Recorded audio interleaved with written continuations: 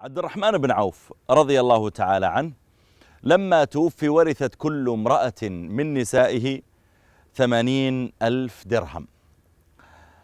يعني عنده 4 نساء كل واحدة 80,000 درهم، بل يقال إن امرأة كان قد طلقها فيعني أدخلت في الإرث، فمعنى ذلك أن إذا كل واحدة 80,000 درهم وأعطيت تلك المرأة أيضا 80,000 درهم وهو من الثمن، معنى ذلك انظر كم سيكون مالك، كم ترك من المال. وترك أيضا أرضا وترك إبلا ومع ذلك عبد الرحمن بن عوف من 10 المبشرين بالجنة، وهو قد قدم خيرا كثيرا.